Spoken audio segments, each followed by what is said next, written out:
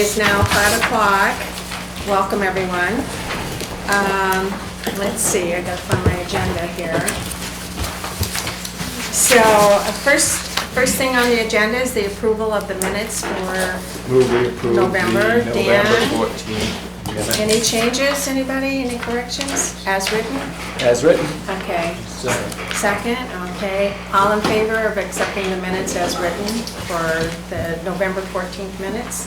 Okay, thank you. Okay, department presentations and of the operating budgets and any warrant articles associated with that department. Welcome, Megan, and would you introduce your... This is Brian Koplow, he's one of the board members. Okay, welcome. Okay, it's all yours. What would you like to start with? Are you going through the workbook? Yeah, I mean, I have the workbook, and if you want to go straight into budget, I don't know. That's page 97.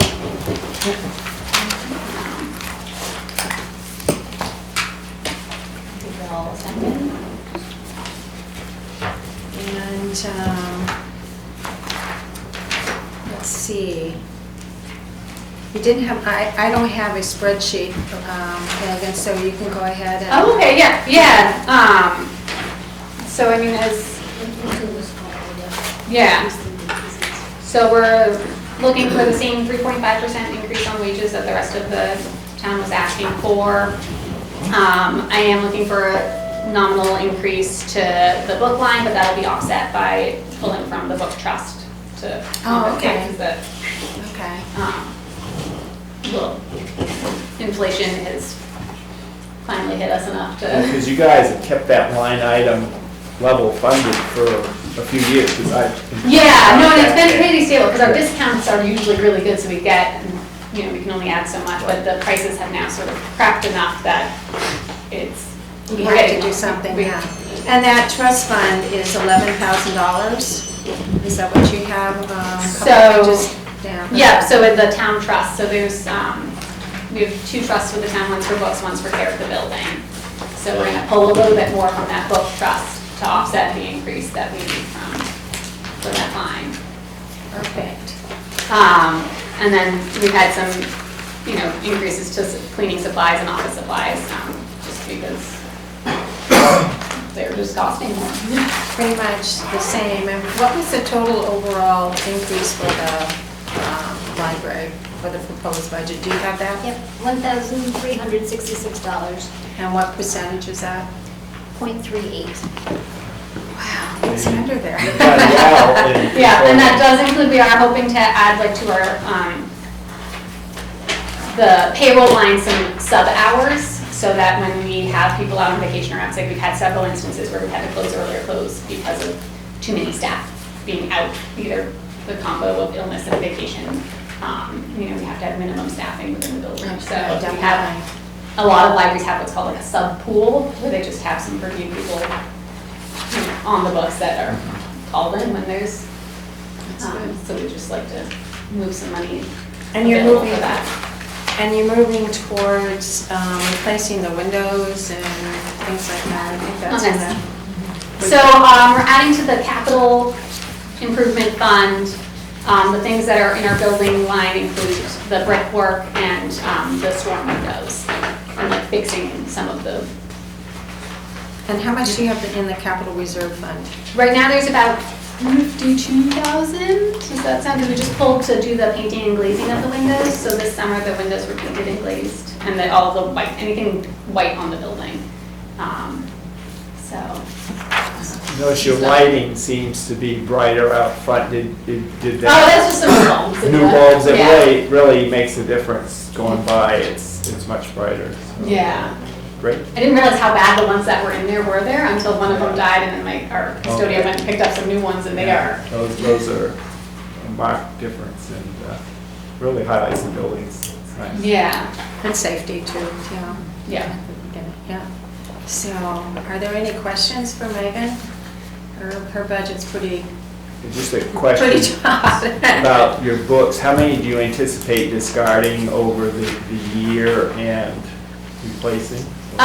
So it's really sort of like a 1-for-1 or a little bit more than one discard to add because of the nonfiction was not needed for so long. But it's about 1,300 to 1,400 ad to about 1,500 delete. Yeah, It's incredible. yeah. A lot of new titles coming in there, right? Yeah, and that's still like, you know, we have to make a lot of choices, there's a lot of thought behind that, because it's not just the budgetary, but it's also the space, so, you know. Right. Another question, how many card holders do you currently have on your? So anytime I run that report, it's like a flash in time because it Right. fluctuates, Yeah. but it's about 1,500 to 2,000, Okay. so. Linda, did you have something? Yeah, how, you have a once a year book sale? Yeah, so Does that includes all your books that you're getting rid of? And what happens when the books don't go through, don't get sold at that book sale? Do they get donated somewhere, or? it depends on the condition of the book. Okay. So we do actually have like 3 cards out, so things that are discard not sellable, like we'll put them out on cards to see if they'll go home. A lot of stuff that is being discarded is of the disintegrating variety. So unfortunately, some of those are like, we try to get anything in good condition into a new home. But Do you have a lot of antique books that you keep in stock for researchers or whatever with a special? yeah, so our New Hampshire History Room Okay. is where it's all, you know, local history focused, but, and then we have a couple of volunteers who do a lot of work in that room. Yeah, it's separate from the main.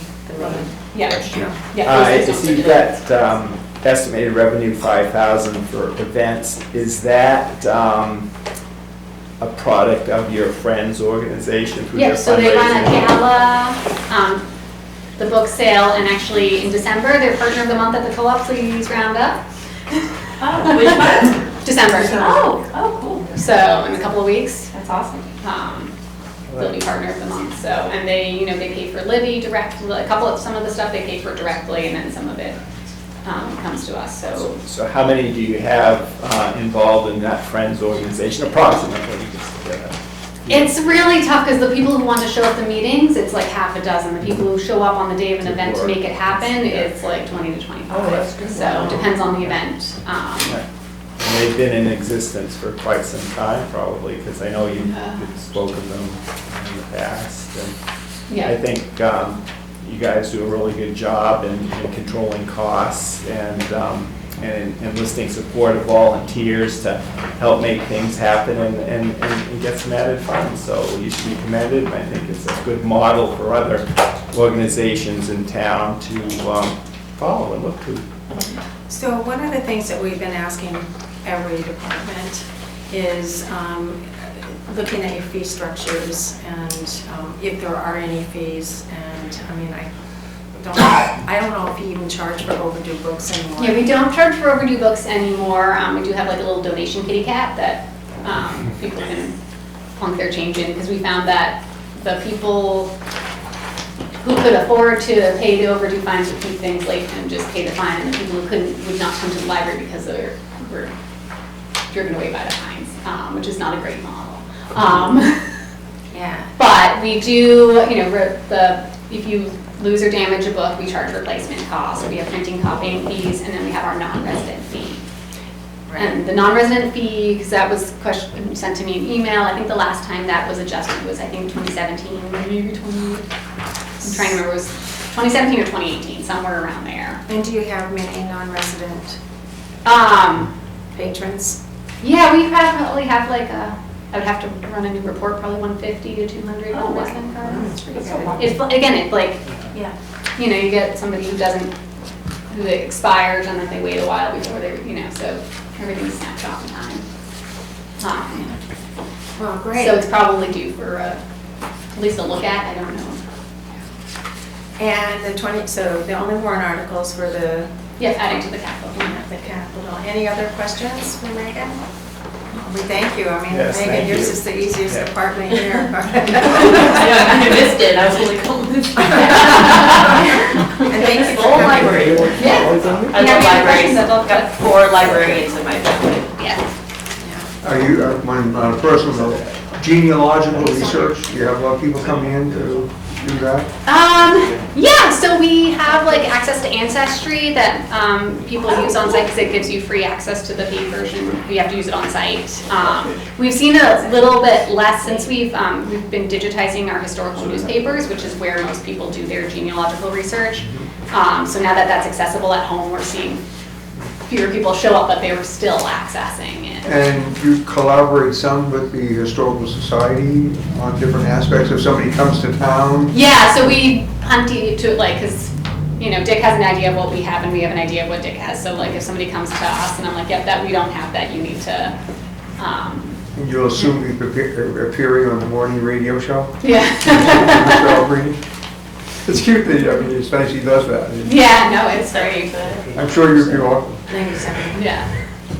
Yeah, no, Rich, I have been on that with him before. Oh. It's been a long time. I've done it since before COVID, Okay, but well, yeah.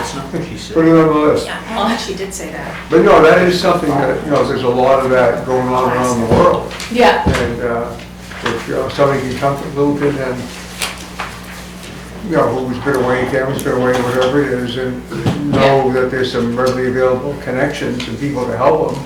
And usually they're into, you know, giving a fair donation for it. you know. Yeah, we'll often get somebody who finds some good nuggets, we'll send along a little check to compensate, which is nice.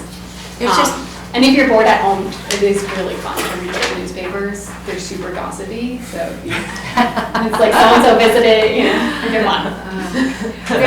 we just wanted to clarify, we didn't know if you said that you're asking for a 3.5% increase for, is it 3.5 is what you said? Yes. Okay. And that's what I was given, We didn't unless it quite changed hear. from unless you guys changed it, I was like, that was what you gave me, so that's. No, that's fine, we just didn't know if we heard correctly, Yes. so that. Yeah, we always try to match what. Okay. Definitely, yeah. Yeah. Thank you, we appreciate it. Take care. All right, thank you. Good job. Thank you. Troy, do you want to come up here? No, I like how you read it.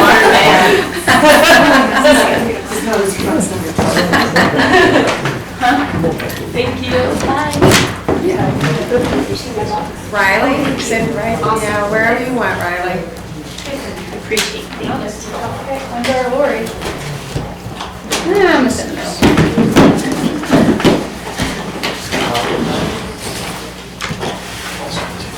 Oh.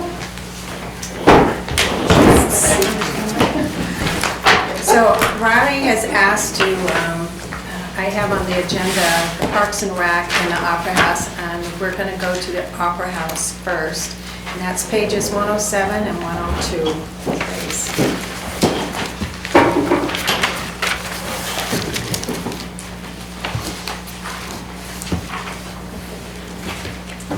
So just take it away, Riley. Okay. Hello, everyone. I'm Riley. I'm here to present the Opera House budget as the Opera House manager.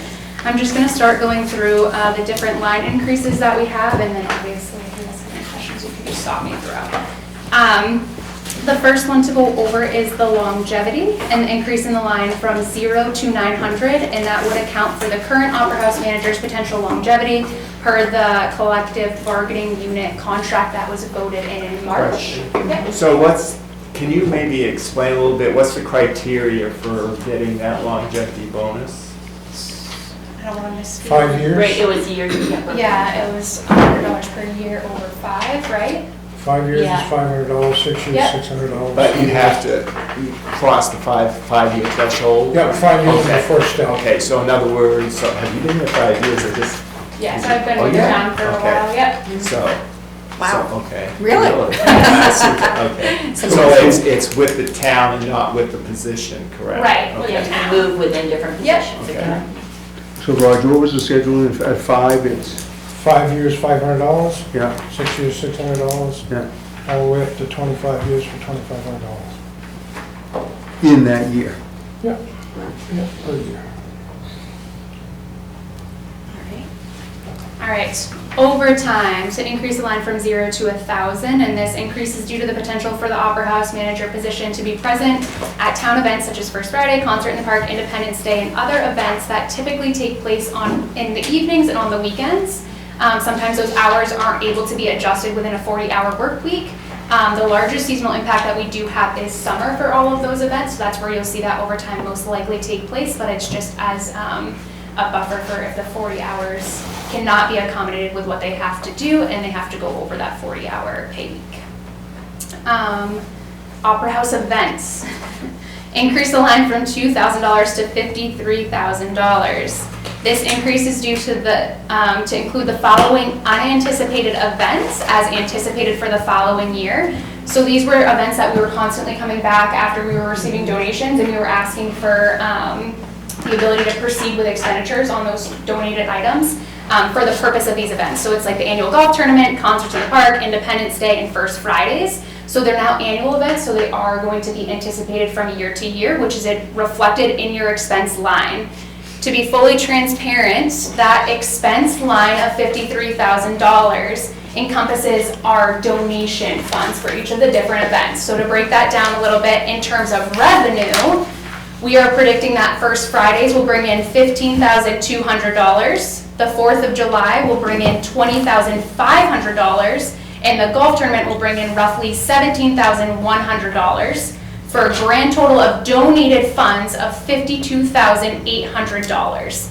So when you look at that revenue between all of those events, which are donations and not asked for by the taxpayers, they actually do offset the event line item with a $200 difference. So basically, we're hoping that our revenue is going to offset that expense line item, but we do have to include these things in our budget this year as they're no longer unanticipated events. So they do have to reflect in our budget. And where will the donations go to? Do they go into the general fund, or is there a special fund for? Yeah, you see those on the estimated revenue page on the back, Opera House revenues under charges for services, I believe, or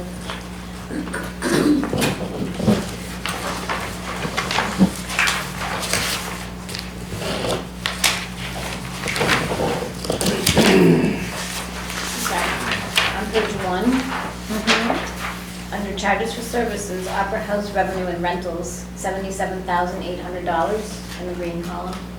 That's what's anticipated or estimated for 2025. And then for full transparency on those revenues as well, for all of those events that we are anticipating donations for, we are working within the means of our donations. So that means that if we're projected to bring in for First Friday, say $15,000, and we actually only fundraise $12,000, we're not going to anticipate that. We said that we had revenue and we have a reflected events line of $53,000, so we're just gonna spend $15,000.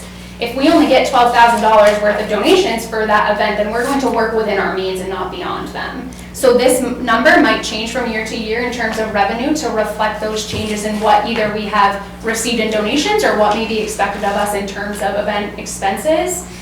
So that might fluctuate, but just know that that event line is comprised of different donation events. So we are raising the funds for those. Okay.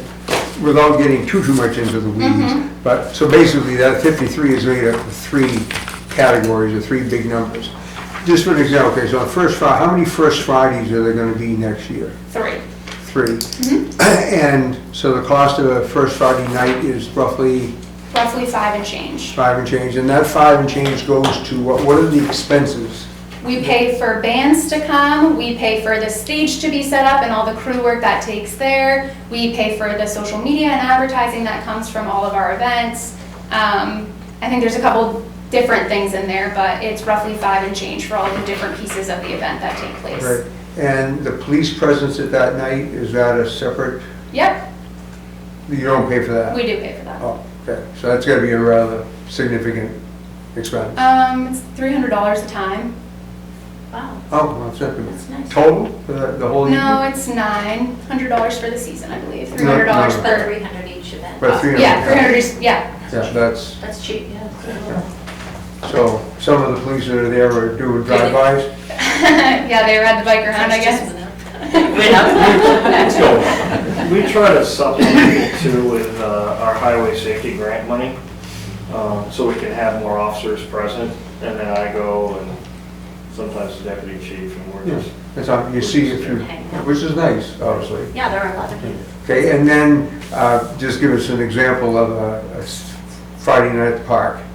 Yeah, the concerts in the park. So Yeah. we get all of our bands, the majority of our bands are full sponsorship. So you have some more expensive bands that would maybe be split with something, or maybe won't be, the entire cost may not be covered for that by the sponsorship, but we do the banner program every single year, and people pay to have those advertised for roughly 6 months. Their banners are advertised at the park. So that kind of offsets that, but we really do strive to have a sponsor for every band that is up there.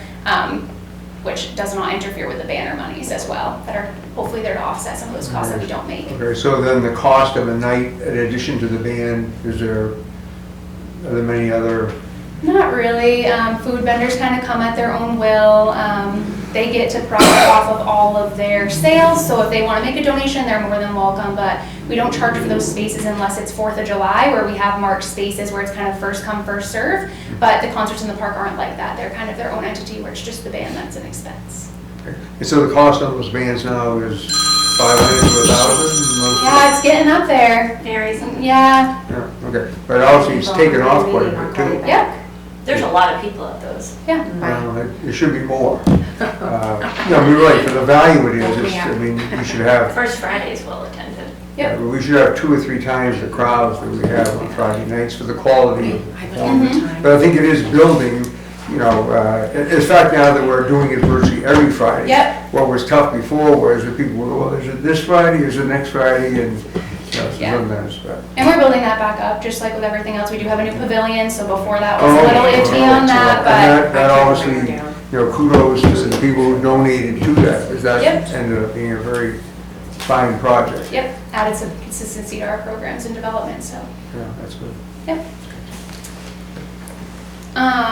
The communication, phone and internet, we're gonna ask to increase that line from 1,400 to 1,800. We do have some non-negotiables that just come out of that line every year, as far as the Opera House phone lines, the town-owned cell phone, and the Opera House printer that we have a lease for.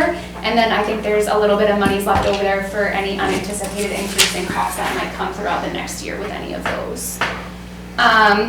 Marketing, media, and advertising, asking to increase the line from 2,000 to 2,500. There are lots of non-negotiables in there that have to do with our website or our communication methods. And then we have extra monies kind of built in there for any meta boosts, event posters, or media advertising that's expected of us for event management.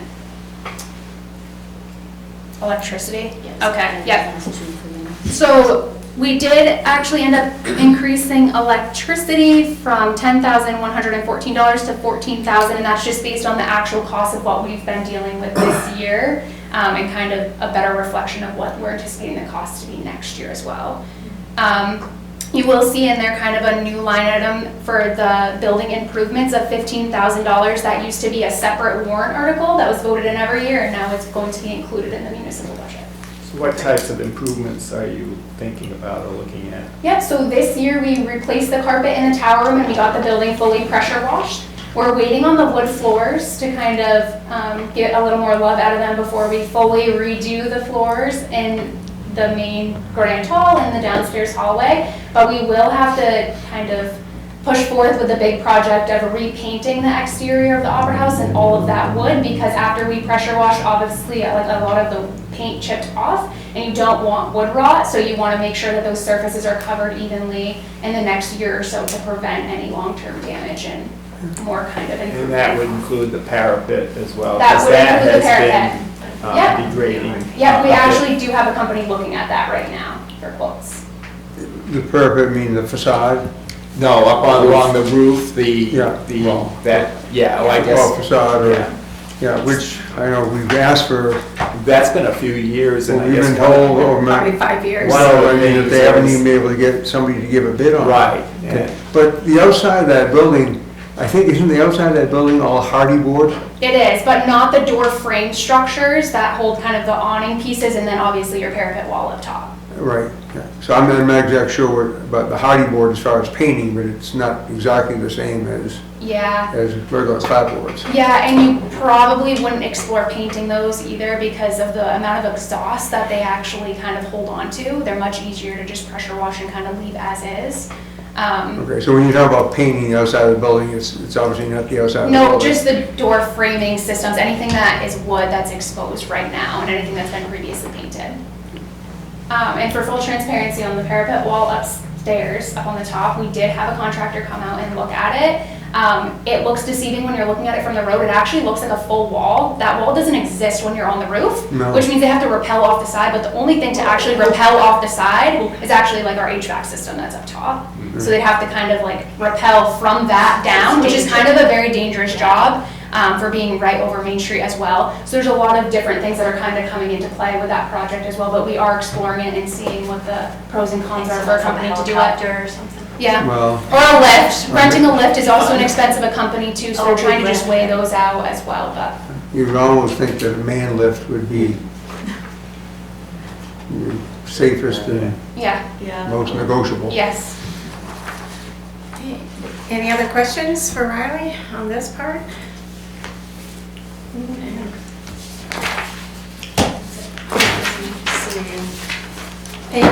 Page 111 speaks to the events, and if you're going to take a gander at that.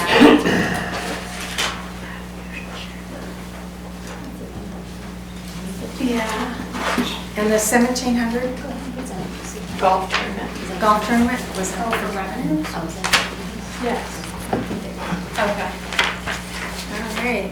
Is that it for the Opera House? So now on to Parks and Rec. Does anyone want to join Riley up here? They're like, Yeah. She's the chairperson. Do you want to join Riley up here? No? That's good. You're good? Okay. comfortable. You look comfortable. What page are we on? How long is 130.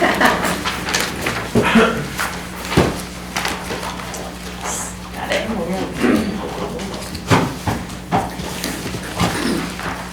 So now we're on 130? Yeah. Just 130?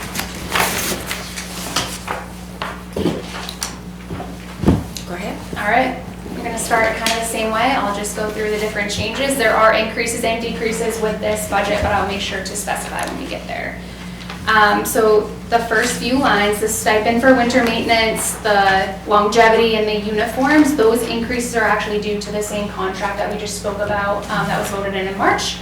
So the stipend winter maintenance is to increase the line from $0 to $3,360 to account for the $10 daily stipend for the park superintendent and the groundskeeper from the first full week of November through the second full week of April, roughly 24 weeks at a rate of $70 a week times 2 employees. Who is the park superintendent?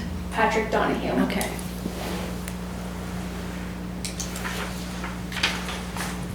Again, for longevity, to increase the line from $0 to $1,400 to account for the current positions that are occupied and the longevity bonuses that are associated with those. The uniform line, to increase the line from $1,500 to $3,000 to account for the uniform stipend that are provided to the park superintendent and the groundskeeper, again, per that collective bargaining agreement that was voted in March. You'll see a difference of roughly $1,500 that is left over once you allocate the $1,400 for the employees to fulfill those uniform lines, and that is just to be used for the other 2 full-time employees, the program coordinator and the director, to also get uniforms that kind of display who they are. It's important when you're working in the public and with kids that you have the Parks and Rec logo on, people know who you are and who to go to and who to ask questions for. So that extra $1,500 difference roughly would account for those other uniform needs. Internet access and telephone, to increase the line from $6,000 to $6,200. Again, we have non-negotiables that we pay for every year: software, phone lines, and an annual NHRPA scholarship, I guess we'd call it. And then we have a little bit of wiggle room for any unanticipated costs that may come with the increase in services there. Our sewer bill, we're asking to increase from $2,100 to $4,000. So there was a little bit of an issue with the deduct meter and the boys spraying the ice rink. So it wasn't really working properly, which was reflecting on our sewer bill. So I sat down with Amy at the town offices to kind of get a better representation of what the sewer bill might look like the following year. And we came up with an estimation of roughly $4,000. We have now, so those are our increases. We're gonna go to our decreases now. So pool equipment maintenance line, decreased line from $5,000 to $2,000. So if we look back to the last couple of years and using this line, there were a couple things.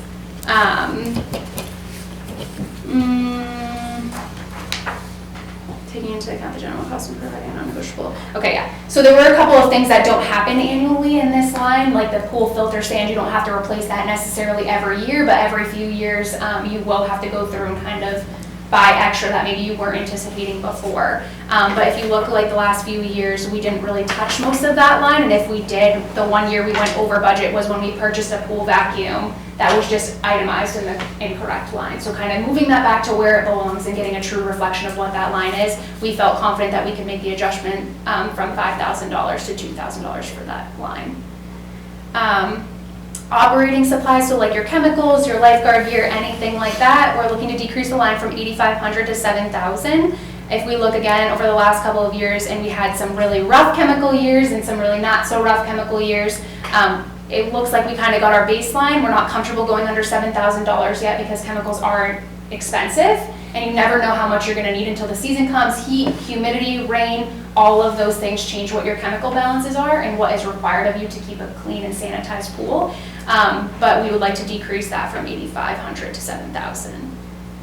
After school program, we're looking to decrease the line from $5,000 to $2,500. This decrease in cost is mostly because we're learning that with an after-school program and only a couple hours a day, having unique manipulatives that have more longevity purposes is probably the way to go. So we have more explorative manipulatives that are more costly up front, but they're lasting a lot longer for us. So things that grades K through 6 can actually all enjoy the same toy and it's lasting longer. And then same with Parks and Rec programs, we're asking to decrease the line from $20,000 to $10,000, and part of this is also reflecting that some of these events were moved over to the Opera House budget and are no longer being included in this budget, but it does include our youth basketball program, our Valentine's Day dance, a couple of vacation camps, Gathering the Jack-O-Lantern, and Easter, that are all anticipated to come out of that line each year. But we feel confident, again, that we can do it within the budget. Question, I don't know Yeah. if it's perfect now, but the after-school program, what's Yep. your enrollment? So we do cap it. I wrote down specific numbers. So right now, let's see our after-school program. I think we are at 71 out of 80 for the first semester. So on the first semester, what's the start and end date on that? So the first day of school, and then we go to like the first of the new year. Okay, through January. It's pretty much split. And what's the charge for that? Yep, it's $175 per semester, per child. In the first semester or the second, whatever you prefer. We just anticipate that we will have however many. We charge a membership fee of $1 per child that enters. It's just a way for us to get the proper forms that we need from them. We kind of invoice them that dollar to say, you did all your emergency contact forms, you're all set to go. So it's basically, we also have that $1 fee for an extra $71, I guess, for the first semester, if you look at it that way. And then the second semester would be the same amount, same charge? Same charge. Yep. Do you have any non-residents in there? We do not allow non-residents in our after-school program. Okay. And how much staff do you have associated with that? We usually like a minimum of 5, but it kind of fluctuates. We are in multiple different spots within the school, so it's appropriate that 1, nobody's ever left alone with a child, and 2, that we can kind of spread our children out to make sure that they're all getting the best out of our program that they need. Is that K K through 6. K through 6? Yep. So it's all located at the elementary school then? It is.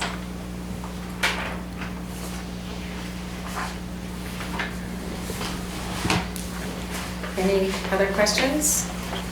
The summer, I guess, Parks and Rec program, what's your enrollment and fees for that? So we had 132 people kind of do their membership, so we're kind of using that number, just knowing that our absolute max is 130, so we're kind of using that number as a good gauge of what we're anticipating our revenue to be. Our resident fee for that is $125 a week per child, and we run for 9 weeks. Is there a family discount on that? There's not a family discount on that fee. What are the hours on this long program? 7 a.m. to 5 p.m. That is a long day. It's a good, long day, yeah. really good price. We do include field trips too, so for roughly 6 weeks, 6 out of the 9 weeks, we take them to Santa's Village, Storyland, all of those things included in the price. That just helps give every kid an opportunity to go on those trips regardless of if their family can pay the extra fee to allow for them to go. We network with Whimsy and the studio school, and we actually did a bike program this year as well. So we do include a lot in that price, but obviously to get the best out of our camp as well from the 75 hours. It's a long day. How do you provide the transportation? We do WW Berries Oh. transportation for an expense. And what about lunches? Is that provided or on their own?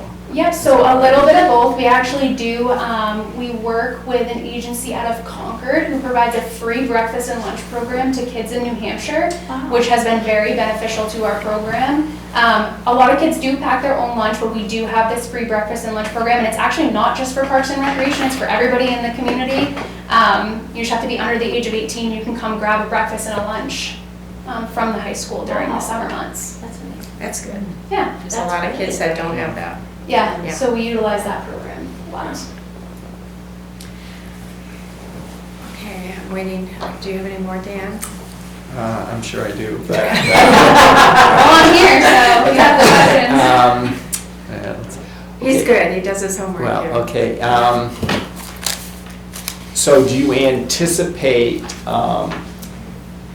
expanding the program in any new directions? I mean, it seems like it's pretty comprehensive, but do you have any wishes for, if, down the road, we might want to, have our own vehicle, so to speak, so that we could do transportation and that kind of thing, or anything like that? Yeah, I do think expansion is possible in many different aspects of our programs. However, we are kind of limited with the space that we have, so we have to work within that space. As far as a vehicle and stuff like that, a little bit of research has told us that you obviously need somebody 18 years or older to operate something like that. Is it going to have enough seats, and is it going to be worth the expense that it's going to have versus having a bus that could maybe have double or triple the amount of kids on it and get you all into one place on just that one fee. So to answer your question broadly, there is room for growth within these programs, and I hope we find that, but a big hiccup for us right now is just space and kind of establishing that and what our needs are within it. So as a follow-up to that, do you have any wishes for facility expansion, improvements, creation, or working within the existing resources that the community has? Yeah, I like being at the schools. I think it's very convenient for our family. However, I do think a rec center is something that the town should explore, and maybe not in the entire scope of having a pool in there and all of those things. But if you look at other surrounding towns, I use Coloneltown as a very big example. Those that aren't familiar, Lancaster has their own rec facility, but it's multi-purpose. So they have a floor that can be used for any rec activities, but also serves as a basketball court. So they're getting a lot of bang for their buck by having a facility like that. It's just gonna take some exploring on our end to see what the wants are, not only for the town, but the people running the program, and what would make them successful, and how could we expand on that. I do think it's definitely worth exploring, as our programs aren't getting smaller, and our community's not getting smaller, and the need is always going to be there, but how can we make the best of it? So the pool is always a big question mark each year, right? Any updates or anything on that? Yes, so I don't think, for full transparency, the pool is gonna ever be fixed on a municipal budget. I do think that that's going to take some searching on what we really want, and again, not a big wish list of what everybody thinks that it should look like, but really being realistic with it. Every year with the pool being outside and not being covered and being concrete and drained and everything, you never know what you're going to get with a pool that size until you actually are there. So that takes filling it and seeing how everything is working and how it held up in the winter and doing all of the things. I will say we had a fantastic pool year this year. We did have an inspection by the state. They came through and they were amazed by what our pool looked like. The chemicals were perfect. It was beautiful. Oh, I don't know the year. How old is it? I don't How old know. is it? Does anyone know? 1969. It was there when I was in high school. 1969, the same Late pool. 60s. Yeah. Since Bethlehem's pool 1969. really old too. It's Yeah. been around a long time. Yeah. Things were made very Town in solid. 1957 bought the Chiswick Inn property, which was in a dilapidated condition. They burned it over the winter, probably was not environmentally friendly the way they did it, but they burned it. And the plan was to build a pool. Typical Littleton, it took 12 years to get. And in 1969, the town voted to put it in. And what you have now is what we had in 1969. And they did it right, so look at how long Yeah, it's I was lasted. gonna say, they were. They did Just- love it. Just think about how many kids had the joy of taking I know. swimming lessons in that icy cold water every And they summer. still have that, Forest like, lake. that, a lot of schools don't have diving Yes, boards you're anymore, right. you can still have diving boards. Riley, when you talked about the condition or predictability or lack thereof, over the last 6, 7, 8 years or whatever, there's been 1 or 2 summers that the pool, it never opened, but didn't finish the season or whatever. In hindsight, was that justified or appropriate, or do we know more about it now that it should always be made fully usable for the season? With being a body of water, it's kind of hard to say that. Obviously, your first thing is cleanliness and safety, and if you can't maintain those two things, even if it looks pretty, you can't open. So we're big on that. Our pool looked beautiful for a few days this summer, but we did have a fecal matter incident, so it looked great and people wanted to be in it, but obviously we could not allow for them to swim in it, so we did have to shut down for things like that. Weather plays a big role in it too. I do know since COVID, kind of getting the stability back of the pool hours and the staffing and everything has been an issue, but I do think that, fingers crossed, we open like we did last year, that there is a little bit longer that we could get out of a facility like that with some Wasn't there maintenance. one year though that there was some neighbor who had water in their basement and thought that was being caused by the pool? Was that ever factual, or was that overreaction? I don't know to speak to that factually or not. I don't know. That was beyond my time, and I don't feel like I can Caitlin brought that accurately. up one year, yeah, but I don't know I can't remember the details. Dan didn't complain that much Yeah. about the water. You know what I like are those little splash pads, they probably cost millions of dollars. Yeah. Have you been to towns that have those? Yeah.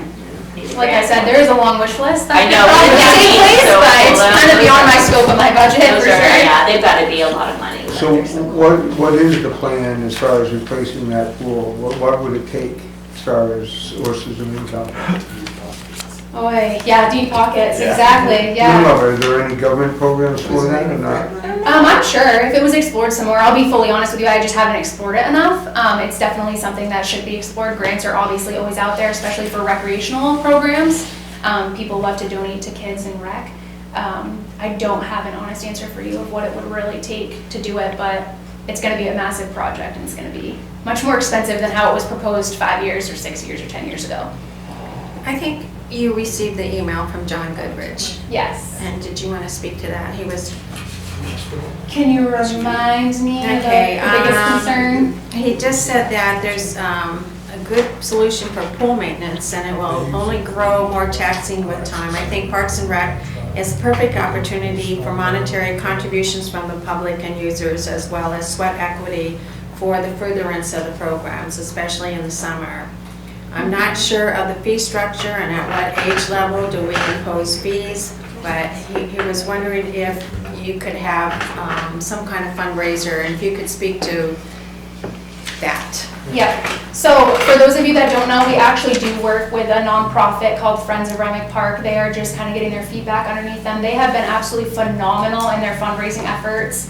There's a few of them that really have taken charge about helping us get donation funds. And those have helped kind of subsidize the program for families that couldn't afford it, help with swim lesson costs or whatever it may be. This is the first summer where they've had enough funds to start allocating those, but they are the ones seeking out those donations, and they have been fairly successful in it. So I see an upward spike there. As far as the fee structure and the maintenance of the pool, we just kind of spoke about the pool maintenance and that it's a year-to-year thing. You don't really know what you get till you get there. There is a fee structure, and if you look at the fees that were proposed last year and kind of the revenue there, you might see a slight decrease. we thought it was important as a rec facility who goes to the pool every day to allow for K through 2 to receive free swim lessons. That was a way for us to ensure that the kids that were going and spending their afternoon at the pool knew how to be safe up there. It is a huge body of water. The depth markers aren't necessarily all over the place. They're not caged into these specific areas. So it was about safety for us. So if you see a little bit of decrease in revenue there on the swim lesson fees, it's because we really have taken hold on that to make sure that safety was our #1 priority. Worked for us this year, so a little bit of a deficit in our revenue there is a big positive for us in the long run in terms of safety. Well, I think overseeing or making sure that our kids know how to swim is really a major Yes. safety issue for their whole life. Yes. And you're cultivating future patrons. Yeah. So that's a good thing. Yep. We do charge to obviously enter the pool and everything, but anybody that's a part of rec gets kind of a free pool pass included in there. But we saw some where it's upwards of 75 to 80 people all at once that were in the pool enjoying the pool. So they might not have all paid to be there, but. So what did you have, like a 1 day or 1 time pass charge and then a season pass? Yes, If you're not we do. in the program, the after-school program, or Yeah. the summer program. Yeah, so we have those different fee structures, and for full transparency there, I think it might take us a couple years to get our season pass kind of purchases back up there, just because there are years where we haven't been open and people have bought season passes, and it's kind of like with the weather or the pool maintenance, it's kind of been a bummer for them. So you've seen a lot more people do the day passes as they come and go, which isn't an instant gratification of having $75 or $100 just kind of right there as revenue. Well, I also think that once you get a focus, once you know which direction, the park commissioners and the community, which direction they want to go with the pool, then Friends of Remick Park will really play an important part in that. But until we know what our direction is, it's really hard to ask for donations Right. on anything. Yep. Yeah. But we'll get there. Danielle, Luke, do you want to add anything to this? I know with Riley speaking to the swim lessons, that was a big perk this year.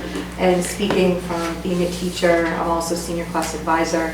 I know I have students that do not know how to swim, and that is critical and so important. And that was such a plus this year to have added to the program. So it's just a blessing to have that piece added. That would be wonderful if the opportunity would be stretched to older students in our area, because it is a safety issue. So, anything else, people, for O'Reilly? Luke, anything? No? Oh, did you want to? Oh, yeah. All right.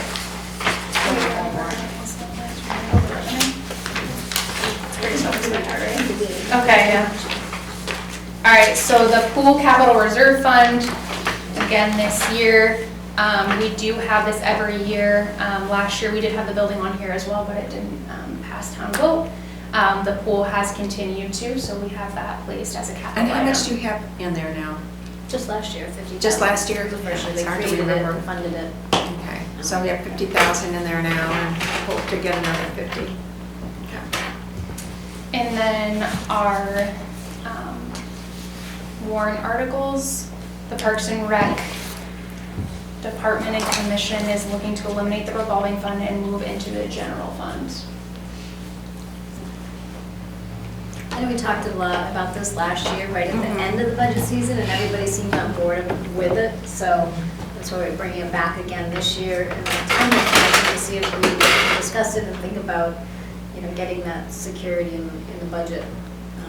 This year, the article amount would be $614,691 for Park and Rec revolving. So if that article were to fail, then there wouldn't be enough money to run the program, to take care of the parks and the fields and that, so. So we're looking at approximately a $27,000 difference. Is that what I'm seeing on here? Is that Parks and Rec? Right. Which is a 3.75% increase overall from last year. And and you see that the revenues, the actuals, you made significant progress on the 2024 actual revenues over the 23, and you're anticipating $614,000 in revenue this upcoming year. Am I reading all that correctly? The estimated revenue coming up Yeah. is 143,675. 143, estimated, oh, that was the expenses, sorry about Yeah. that. Yeah. Yeah, So, wow, that's pretty That'd be good. great. Good, we can have a pool next year. Yeah. So, 143. Oh. Diane, I'd like to just, I wanted to follow up on, because I wasn't here last year, and there seemed to be some discussion about the revolving fund. And again, just sort of getting my hands around budgets and understanding, your bottom line. I understand why we have revolving funds, and I think we all in this room understand why we have them. I don't know if there's a benefit of doing away with the revolving fund. Revolving funds were very specific to program-driven functions. And what they do is they allow you, when we're sitting here right now, we don't know how many kids are going to sign up for the basketball program. We don't know how many people are going to sign up for the summer camp program. We don't know if Riley has an opportunity next summer to expand the program, do something special, add a program or event. Revolving funds allow you to do that. They allow you to cut the costs back if we don't have the enrollment. If we have extra enrollment, we can expand the program. Without the revolving fund, you are tied into the amount of money that you have budgeted for basketball camp. If you raised in the budget $10,000 for basketball camp, and it costs you $12,000 to do it, we have to make up that $2,000 somewhere else in the budget. And that's why you have revolving funds. It's a good example. I think that, I just think it'd be short-sighted to do away with that. I'd like to see this town this year continue it, see if maybe there's some modifications in the budget where we can remove things that we're budgeting for, fully plan to pay for those out of the revolving fund. And I actually think, I'm sorry, just one last comment. Going through Riley's budget again today before this meeting, I'm really surprised you don't have a revolving fund for the Opera House. Yeah. And because that is a true, real good opportunity to be able to have events. And we have one? No, it used to be a special revenue fund. Yeah. So, again, we're sitting here in the fall every single year, and we're committing to what programs we're gonna have at the Opera House. Revolving funds allow you to continuously have events, do fundraising, Match your fundraising. matching Yeah. funds. Yeah. It's unlimited. Because you have control of your revenue stream. Yes. That's, and that was the whole reason why, the transfer station, right, is its own revolving fund. Right. Yeah, and I guess it's good when the revenue stream is strong and expanding, which has not always been the case. And that's, I think, last year's discussion, some danger, if you would, of losing the whole program, or Right. we're talking about losing the transfer station. What would happen if that didn't happen? So I think that was some of the conversation we had as a commission. So I originally was against it because it's always been separate, it's always been its own thing.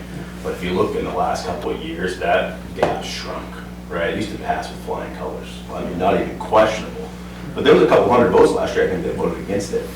And so it's like, wait a minute, what are we gonna do here if this thing just keeps on shrinking and shrinking, and all of a sudden it fails? Then there's zero. There is nothing. special town. So I don't know enough about that. So it's like, okay, that's when you think about it that way. It's like, is that where? Do I think the town of Littleton's there yet? I hope not. But that gap has shrunk. And I think That that was was the concern. driving, that's why you're seeing this. And I don't know if there's verbiage you put in there. If it fails, it goes back to however it goes. But Because it was like, if it fails, there's no. backup. There's nothing. And so, if it's in the general fund, it goes back to whatever last year's was or however it works. Fields aren't mowed and the Nothing. park Gone. isn't maintained and. No park program. Be a mess. Well, okay, So I think, I'm not, and again, I'm kind of new here, I'm not sure if the revolving fund's being used correctly. You've got your known costs that the general fund should be paying. The program costs should be all run through the revolving fund. There's no warrant article, I understand, that says to raise and appropriate money for the revolving fund. I think that was discussed too, and they delineated that, some of the expenses should be in the operating budget. Absolutely. And then, but how do you determine what's for the Because it's a programs? lot. I think everyone, when they create a revolving fund, in the right situation, the transfer facility, maybe one day, it's possible. I don't know of any community that has done it, but maybe you could get it to be fully supported by the revolving fund. I think it's not possible. Yeah. Recreation will never be supported by 100% of the revolving fund. But the program should be. Some of the operating costs to support those programs, when we charge a fee to register for a recreation program, it's not about just covering the cost of the referee and the uniforms and the balls. There's some overhead costs, and if the fee structure's right, we can capture some of that money and reduce some of this fixed costs that we have for running the record line. So, I don't know, I just, so you're gonna bring a recommendation forward on that? Well, Because I can see think Lori was, she's putting together the warrant articles based on a lot of input and feedback that occurred last year. I think the rec commission, and I just wanted to break the ice this evening because we got plenty of time to think about it. I don't recommend it. I just don't think we should be abolishing the revolving fund. I think we should give it another year. Make sure. But are you saying though that maybe a fair amount of the wage structure and year-to-year operational costs should become part of the budget? We could And narrow possibly reduce some of that. narrow the scope of the revolving fund. First, the revolving fund should be covering the cost of running a fee-based program. And we should be calculating not just the cost of basketball, and the referees, and court time, and transportation. Riley has some time involved in that, and there's just some other costs. So the healthier you can get the fund, eventually we can help reduce some of the fixed costs of that. But the field maintenance and maybe the building maintenance that's associated with running those programs should be part of the budget. Some of the fertilizer that we pay for, some of the grass cutting that's paying for, we don't do soccer, but just say if you wanted to start a soccer program. Well, we have a soccer program, but It's it's not through rec. No, that's right, but that's the best of it. I mean, when you have private entities, they're gonna do it more efficiently and better than Absolutely. we could ever think of doing it. So, you only do whatever it is not being serviced by independent groups. But anyhow, the revolving funds were created to try to allow flexibility for fee-based programs. And also, and really direct that cost away from the taxpayer. So the taxpayer who doesn't have children that play in basketball aren't paying a penny towards it. It's being paid for by the people that want to participate in it.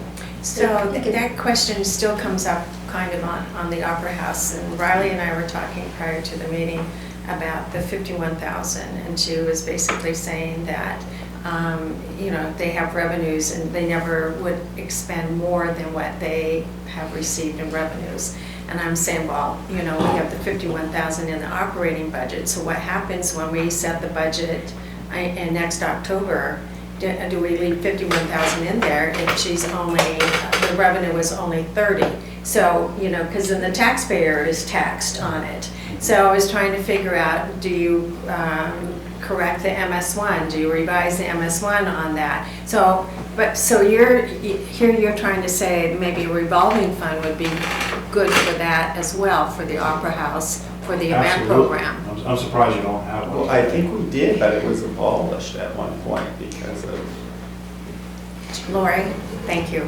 Just Say to- this. to Throw a thought out there, just think of the fire department and the ambulance and Chad's coming back and wanting one budget, it's very difficult for a department head, excuse my voice, but it's very difficult for a department head to operate with a revolving fund for the ambulance, a general fund for the fire, and it's, logistically, it's a nightmare for the department head. So I look at it as one person trying then, well, what goes in the revolving fund and what goes in the general fund, and when do I pay this and what bill does this come out of, and now I have to keep track of these two things.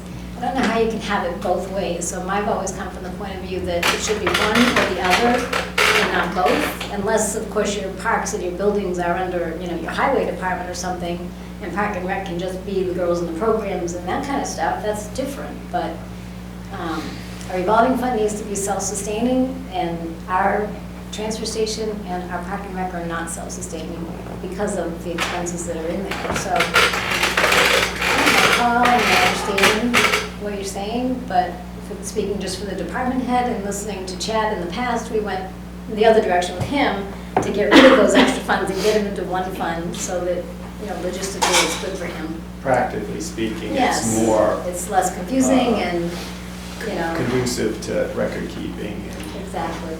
But And I see do the think there's events. a way of keeping track within the department, in the municipal budget, what revenues you have, what expenses you have. You just have to hold them accountable to what they're bringing in, to make sure that the taxpayers aren't paying. And That's- then that's next true. October, you would make a recommendation if that, like I said, 30,000 revenue, but 51,000 in, you could revise the MS1 on that for what the expenditures would be. Yeah, You could. You could lower that, and you would be But you- aware of that. But you lose that, like I said, revolving funds should only be used for fee-based systems. So programs, disposing of your washer and dryer, your tires, your batteries, all of that stuff, you know, should be captured. And you check the disposal, we charge you $10 for your propane tank, and the company comes and picks them all up and hauls them all away. You pay out of the revolving fund $10 for the disposal of that tank. No impact on the taxpayer who doesn't use propane tanks. Yeah. They use the AmeriGas, pay the 20 overpriced, you know, recyclable, return it there. And so that revolving funds, they're specifically for fee-based systems. They're not designed to fully eliminate the cost of any department. They provide flexibility, and, you know, if they're managed correctly, there's a huge benefit. So are you recommending that we stay status quo now, and then we'll come back with some kind of recommendations? I'd like to see us stay status quo, like they work with Riley and the Rec Commission and Lori, and, yeah, come back and revisit this next year. Okay, One so, but one you thing won't you have may a, want to look at pardon? is, one thing you may want to look at is the trustees of the trust funds have probably 10 to 15 capital reserve accounts and revolving loan funds, all defunct. And there's probably $150,000 to $200,000 that are sitting in those accounts that are doing absolutely no one any good. not true. So, what's that? Not true, I have the report right here. Do you? Yep, Have they been, I've have closed they been several cleaned up? accounts. I closed several accounts. Well, the first I'm year I just was saying, here. but Yeah. pre-COVID, I looked at it, Stan Fillion sent it to me, and I was absolutely stunned, the amount of money that was sitting there that wasn't Yeah. being used. So those have been cleaned up? Yes, they have. Well, that's good news. So, okay, so we'll just leave it as is, and when we come on December 5th or December 12th, and we're going through the warrant articles, you can maybe bring some recommendations, or we stay status quo until you have enough time to study the issue. And as I work with our staff, it's, I don't know this for sure, but it's possible that the rec budget could change, maybe it stays the same. But, so on the 5th, you know, I will disclose any numbers that change or don't change. Okay. And does that set well with everybody? Art, what do you think? What we had talked about last year is that we're going to break out the people in the property itself. So because what happens is you get a vote and all of a sudden you don't have a transfer station or you don't have a recreation, parks and recreation. So that means that those people that work there don't work there no more. Right? They're now displaced. And you have to hire them someplace else because it's not a quick transfer. So why wouldn't they be under the town budget? And they will. And that's how it should go, right? So that way the grass will continue to get cut, right? The fields get mowed, the transfer station stays open, it doesn't just lock the door and nothing happens there. But if the people want to vote down the programs themselves, that's up to them to do that, right? Or if the town wants to fund it, that's where the revolving part comes into it. Same with the transfer station. Yeah, I They mean, don't want it's- to lock the place up at the end because they voted no. And so, you know, the way I've seen it, now whether it was done right or wrong, was that in your general fund budget, we'll say recreation, we have all the costs for labor, for fertilizer, lights, insurance, all that stuff. That's cost, right?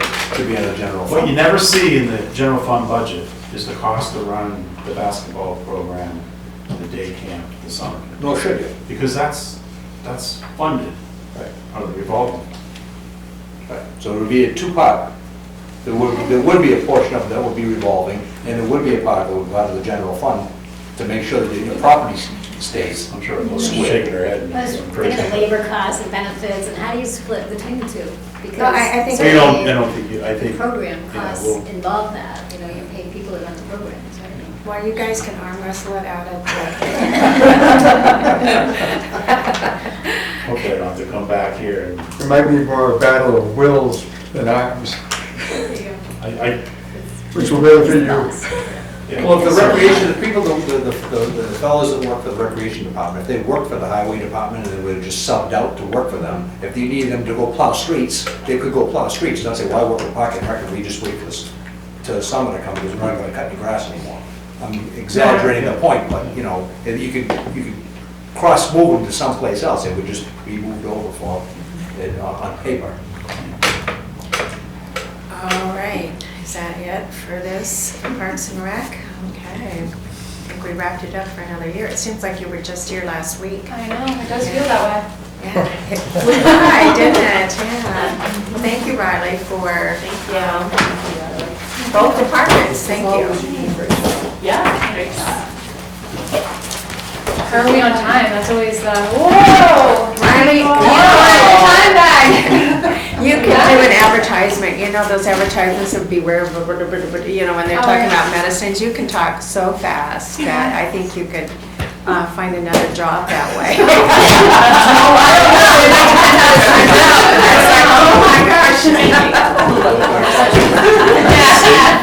So the first conversation you, I think the first conversation I had with Brian was like, all right, you're gonna have to slow down. So you're gonna have to talk slower. She enunciates well, so it's great, you know, I can understand her, otherwise if she didn't enunciate that well. I Yeah, couldn't- I just was trying to get my 20 minutes that you gave to Megan and Well, Luke and Danielle, thank you for coming. Thank you so much. Yeah. Thank you. I mean, I think everyone too wants to know what happened to the lawnmower, the rotating. Zero turn lawnmower. That, I mean, did we pass that last year or we didn't? No, did we? it didn't pass. It failed, Is it we're back just, on here? we're gonna purchase it out of the, capital reserve. Okay, all right. And that's my point there, so that's a piece of equipment that will come out of the highway department, out of the town, because you have to maintain the park, right? The grass, so why do you put yourself in a position where, no, we're not gonna buy it, the town says we don't want it. Why do you have the grass? Well, and it sounded like you had the funds actually saved up in a fund, so, but anyway, we'll move forward. Yeah, thank you. Okay, so we got a new spreadsheet tonight, and do you want to kind of go over some of the changes that you made, or what changes were made? So, just so we're up to speed on that. So after last week's meeting, Steve Kelly very graciously came over and went over some numbers with me and had a great suggestion about, perhaps rather, instead of trying to guess and estimate at the 2025 assessed property values, what the 100% would be, maybe we just use the same 2024 assessed property values that we've used in comparison's sake. So I redid the sheet, and it is a whole lot less confusing, for sure. And I think it is easier to understand, it gives you a clearer picture of what we're looking at, based on the articles that we have at this moment. And, what I updated the number from the school that we received this week through an email. So I'm looking at the tax rate summary sheet on page 2. So the local ed number would be 11,571,22. So when you carry that across using the same property values, would be 1326 on the tax rate. And the state number, 1.2 million would be $1.86. And the county, we just level funded, left it the same at $1.75. Up above is where you come up with the municipal tax amount. We're just over 9 million with articles and general fund warrant. If we use some money to reduce the fund balance next year at this time, if the board chooses to do so, we'll be looking at $10.32. So it comes out to be like $27.20 compared to the 2024 rate, which is $24.94. So it's a $2.26 increase right now, just where we're at with the numbers we're looking at. Nothing's final, nothing's been decided for sure. But that, is a good comparison. And estimated again using a $300,000 home would be $677 increase a year, using that same scenario that we've been using in the past. So it's just makes it a little easier to understand. So that's why that was a great suggestion from Steve, and I asked Troy what he thought, and he agreed that it would be more understandable that way, I think, less confusing. So that was updated. And also the Littleton Water and Light borrowing amount, it was actually, I think I had down 300,000 was the amount. I haven't got the complete article yet, but it was actually going to be 1.2 million. So it's listed as Article 7 on that page. So I changed that number and updated it to the correct amount. And that's not until 2026. Yeah, I'm assuming. I don't have the details of their article yet. But usually when you do a bond, you approve it and then you set it up to start the payments the following year. And that's not going to be, on your first sheet, you had, I don't know if you had a number in there, but you had user fees written on it. Yeah, on the 1024 one. And that was a sewer thing. So, and now it's, so it would be tax, based on the tax rate, or we would be paying for. It's Littleton Water and Light fees. So it would be user fees for for this bond? Yeah. Okay, I just wanted. Nothing for Littleton Water and Light comes out of the town tax. Yeah, I'm just trying to read these right here. I think, let's see, where is it? I guess I did put a source there next to it. It's on the top of the page. It's blank. It was blank, and then it said user fees, but on the next one, that was 1114, it's stated it a little differently. I have too many papers in front of me. I just had 300,000 in November 14th. I'll find it sometime, but anyhow, so that's gonna be user fees, complete. Yeah, so I think the original one you're looking at, Diane, it was because I didn't realize it was a bond borrowing when she first communicated to me, so I just had it listed as a regular article. So it was I said 2025 Water and Light grant cost share article, and I just had to put down from user fees for Littleton Water and Light. But it turns out it's not a portion of a grant that they need, or it might be, but it's actually, they need to borrow money. So I moved it to the upper section for bond borrowing, but had the wrong amount. 300,000, so it's gonna be a $1.2 million borrowing moving to that one. Okay. So those are the changes to that sheet. And then the estimated revenue sheet changed as well, only because of the property value adjustment, that's the only, just changing that number at the end instead of the 1.3 million, but everything else on the sheet is the same. And we handed that out tonight too, right? It just ties together with the other totals, so you want to make sure you corrected both of them.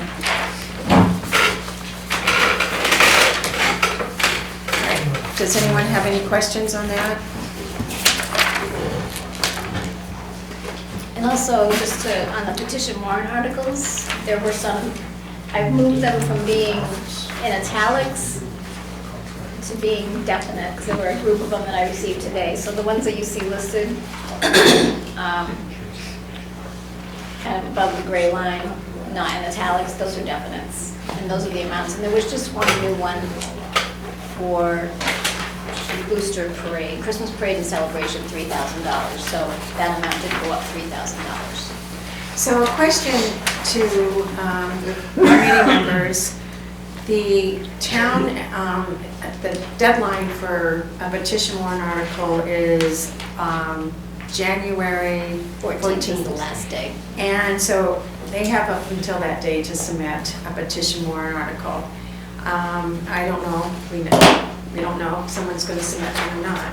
But we do have a meeting plan for the next day just in case. But looking at our schedule ahead, we have 2 more meetings in December scheduled. We actually, the 3rd week in December, we do not have a meeting scheduled. We could always use that week for a meeting if we needed to.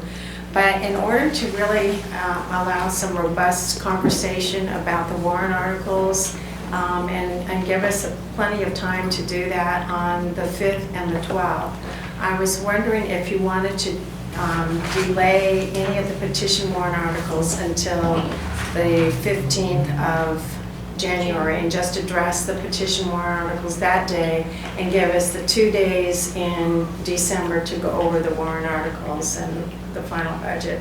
Or do you still want to go ahead and try to insert a couple of presentations? I think we probably would have maybe 1 or 2 at the most. Yeah, but right now, unless any last minute ones, but we just have 1 definite new one and then 1 recurring one, but we might want to have them come and present and discuss. Go ahead. Just suggest that if you could vote on the things as soon as you can and not save them all until January 15th, because it requires a lot of typing and. Right, but this would be for the petition warrant articles that Right, we're but talking about. there's a long list of Right. them, and I have to type the vote into every Right. single article. The other question about that. And just to finish, if nothing else comes in, then there's no reason for you to meet. Yeah, I realize So it'd be that. good to have it all done. But I'm also saying if we don't have enough time for the warrant the town warrant articles, we could also schedule the meeting on that 3rd week in December if need be. If need be. The people have asked us before at some of the budget hearings and the deliberative session, you know, what are these petition warrant articles about, and did you really review it? And so that's the other question tonight. Do you want to review it, or do you want to have an alternating year where you take some of them and you review them, and then the next year you review? Because what we set up for the pandemic was that we didn't review them, because if they had passed the year before, if the amount of money that they were requesting hadn't changed, that we had reviewed them prior to that, that we would just support putting them on the ballot and voting on it. Do you have the desire to go through and have them come back and present to us, or do you want to fall back on what we have already been doing for the last couple of years? I would think if there's anybody on the budget committee who would like to hear one, that they should make it known to you. If we're comfortable with all of them, we should let them know. I say budget committee and or the selectmen, yes, if the selectmen would like to hear on a certain one. Because we have a couple of new members to the budget committee that haven't heard them before. And, you know, so maybe they would like to hear it, or maybe we just want to establish that we do half of them one year, and then the next year you do half of them, and then, continue on like that. That way, everyone has a chance to know and But understand. I think to your point about having them present, the fact that we have, what is it, 29 through 37 already in-house petition warrant articles, is that my understanding, Lori? It's just the last two. That we don't have, Right. correct? haven't So heard yet. since we have Article 29 through 37, petition warrant articles in-house, why don't we try, if people want to hear the presentation from these groups, have it sooner than later, so that you guys can do your vote, and Lori's not at the last minute trying to get everything done before we have to, before it has to hit the ground. We have to hit the ground running. And the fact that we only have two that aren't there, we can fill those in as soon as we get them in-house. So what's your pleasure? Just anyone who wants to hear a specific one, put in a request, and then we can do that, and just go status quo with the others.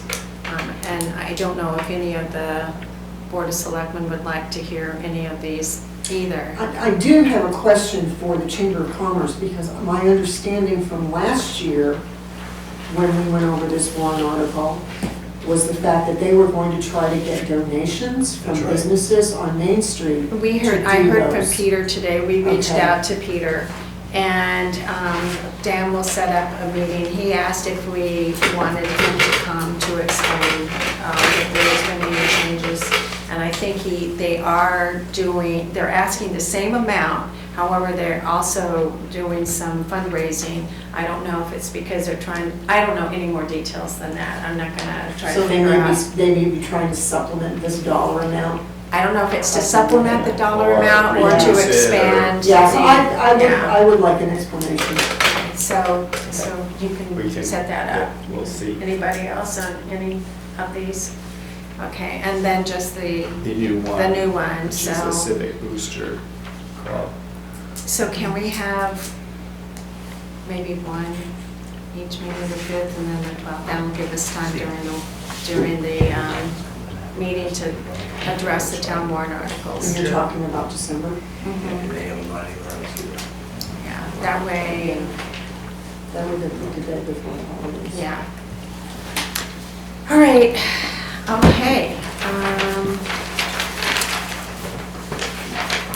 Discussion, we're at the discussion. Is there any discussion from the committee members? Do you have any questions, or the Board of Selectmen on that? Brian has asked to address the budget committee, and Brian, welcome. A couple of weeks ago, I attended a school meeting, and to see what the status was on Lakeway and a few other things, because I was moving back to town. I was born here, raised here, educated my kids here, and I'm gonna die here. And so I'm moving back, and just to get up to speed, and when I saw what was being projected, of where the town tax rate was gonna go from 568 to 944, a $3.76 tax increase, I said, yikes, what's going on here? And so I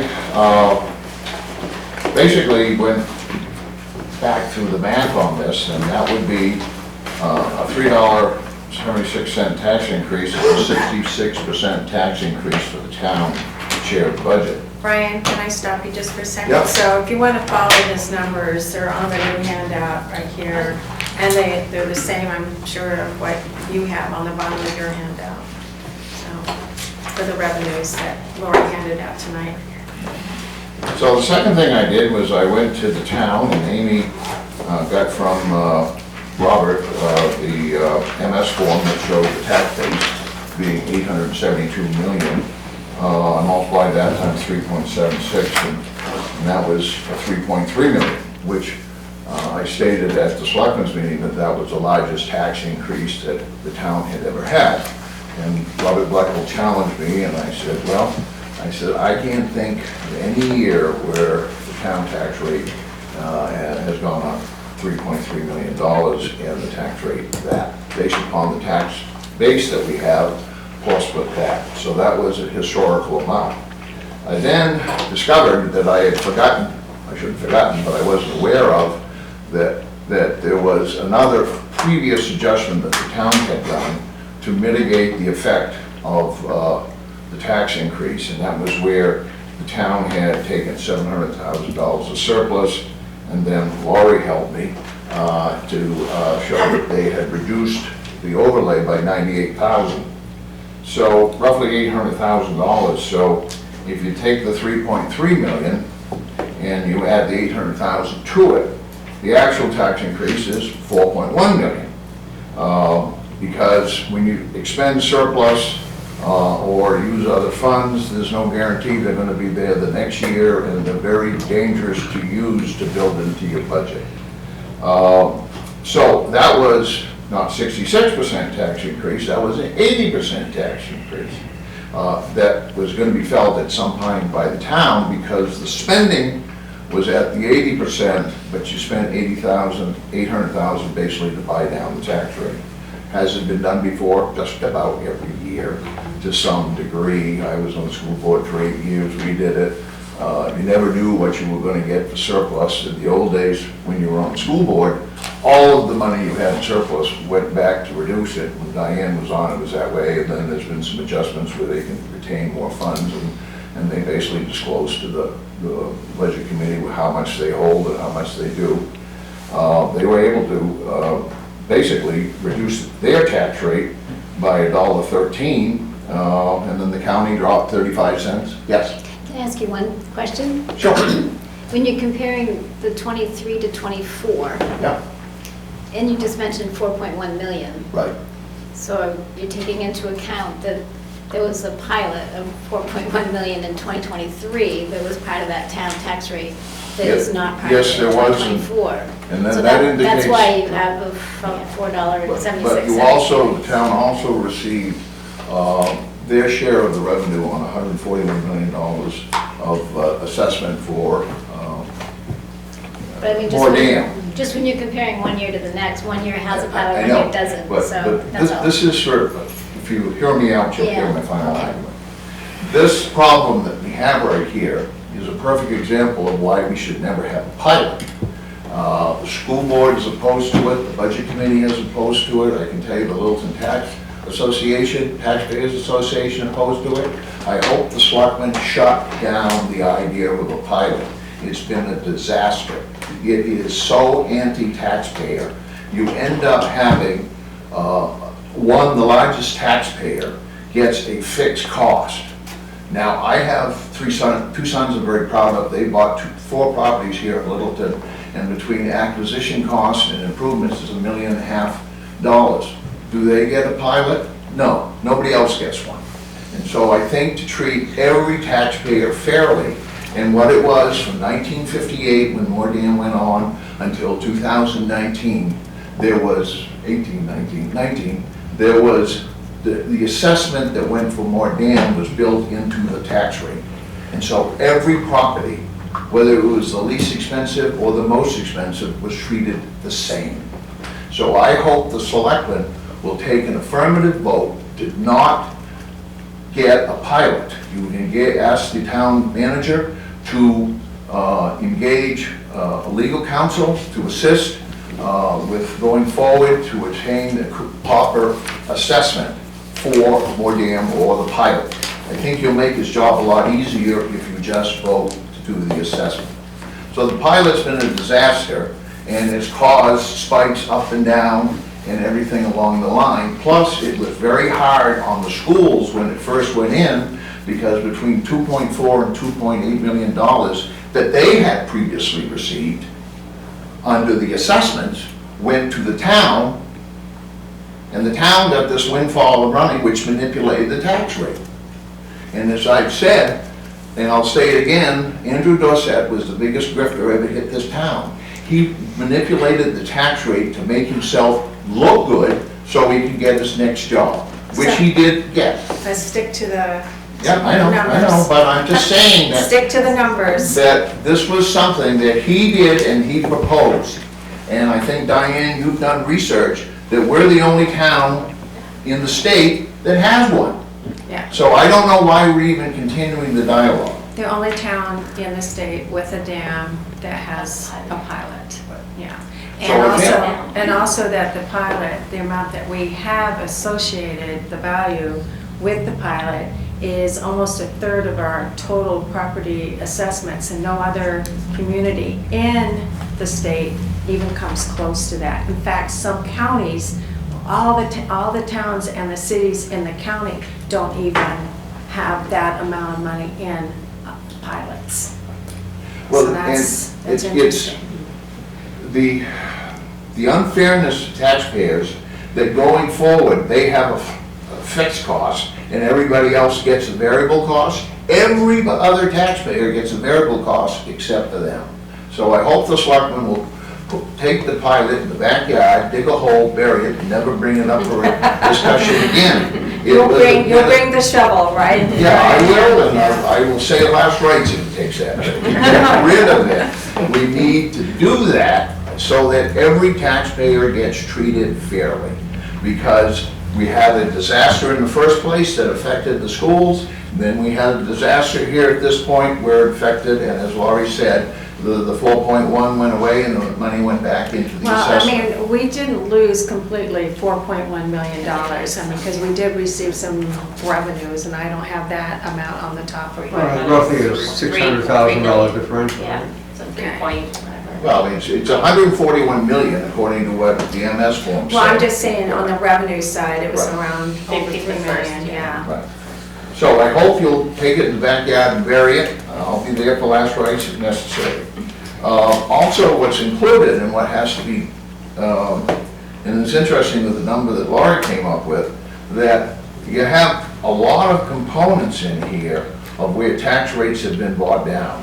The town at school at 113, that's not normal. The county at 35 cents. The surplus and overlay was 80 cents. That probably in that range would be normal.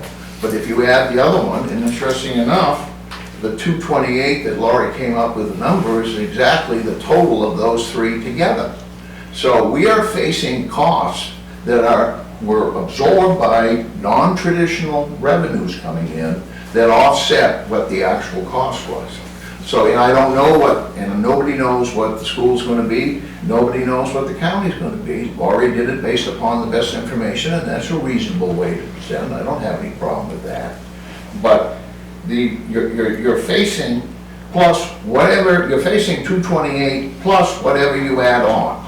Now, if you look back upon last year, the numbers I looked at, the warrant articles for the town were $1,976,000. And what occurred was there was an explosion of spending in addition to that, and nobody was ever given the information. As I said before, I don't blame the town manager, I don't blame the selectmen. The only person who knew what was going on was Gleason. And so he's in Florida, and we're left holding the bag on that. So what I'm urging you to do is that you were discussing the revolving loan funds. That has been discussed till the cows came home. How many times have you heard the discussion, Paul, about revolving loan funds? Also, I gotta disclose something, just for full disclosure. When Linda gave you the nice card and gift with it, Paul and I were on the same cruise. And Paul won a talent contest, and he got an envelope with something in it too. So I just wanted to disclose that he's multi-talented in addition to that. He is also very gifted on cruises as far as some of their talent shows. That being said, I also have to disclose that his conduct was above reproach. Brian, we don't need to know what his talent was. No. Was it filmed? No, that's the need to know.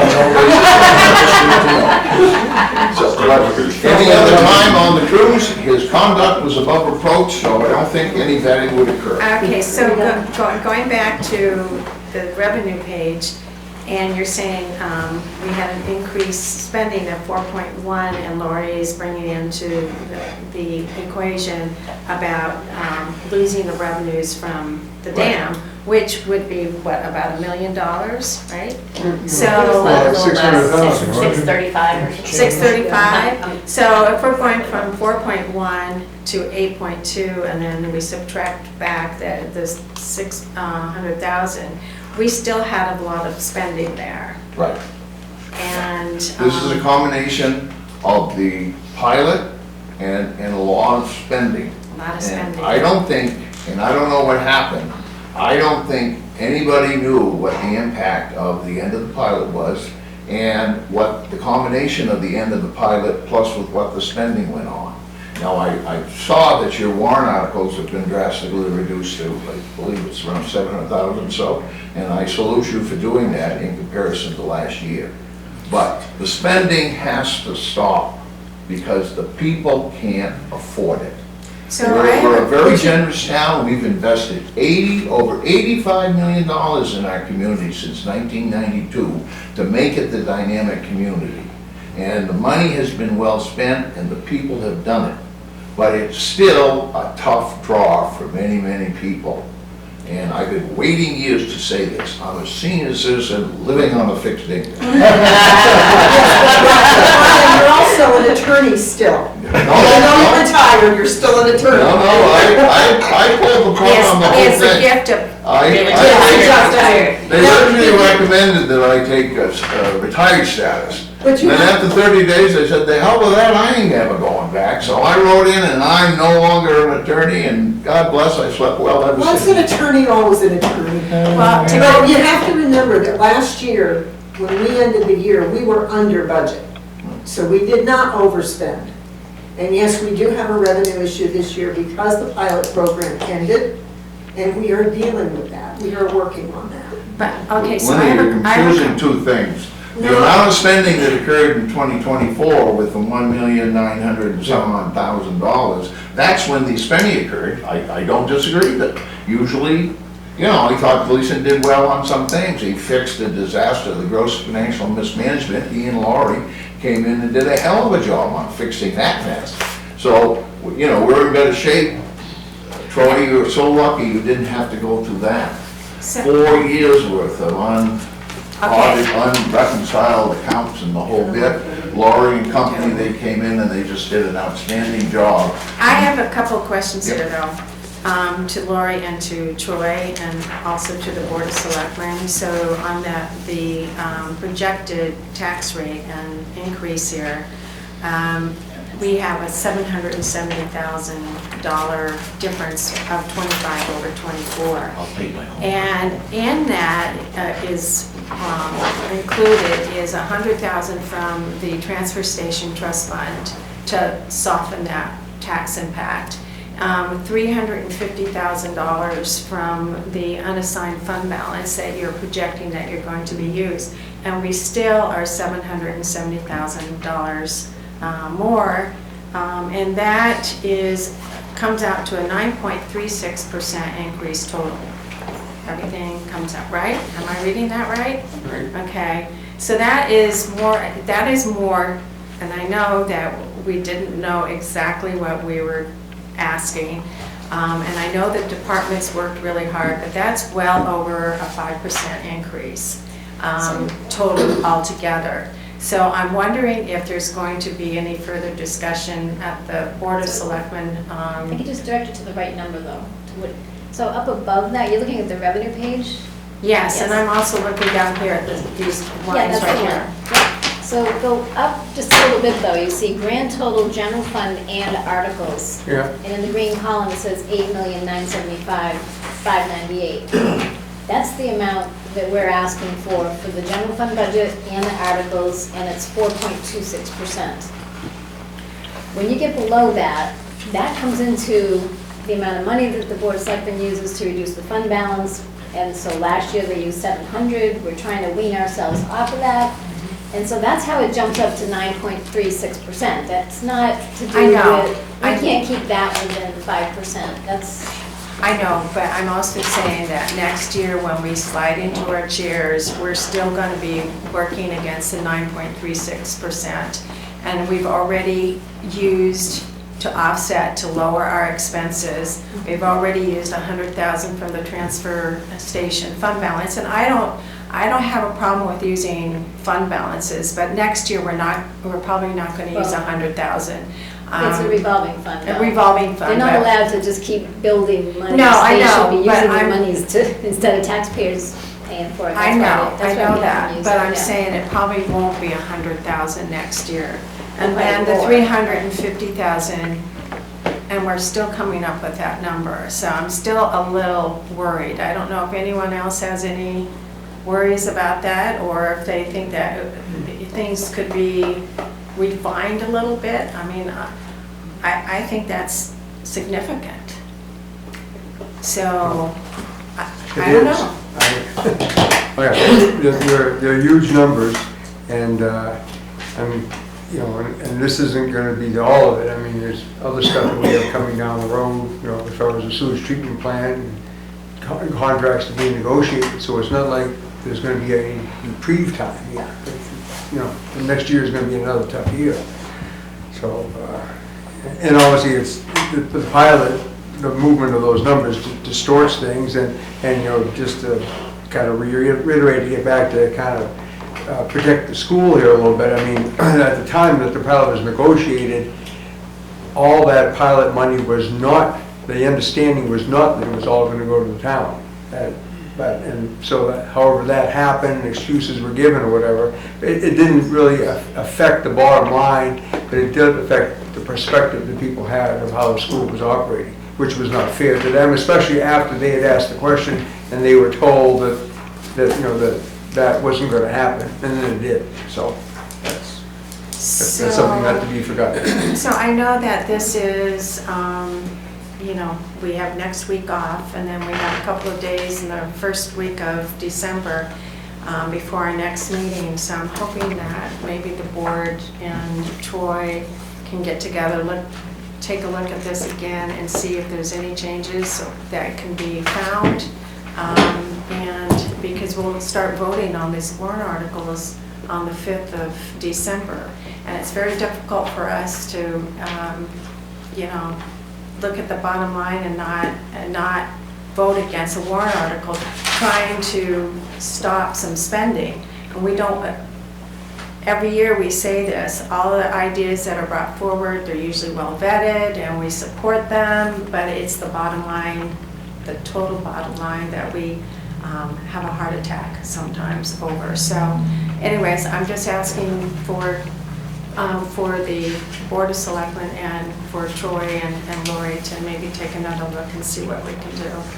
I don't know if I'm speaking out of turn for the other budget committee members, but I think there's, I agree with what's being said, that spending is going in the wrong upward direction, and I think that as last year, when we had some concerns, as we were looking at the tax rate, we had asked the board, if you recall, and the then town manager to take a look at it and see, you know, where in the various department budgets some changes could be made.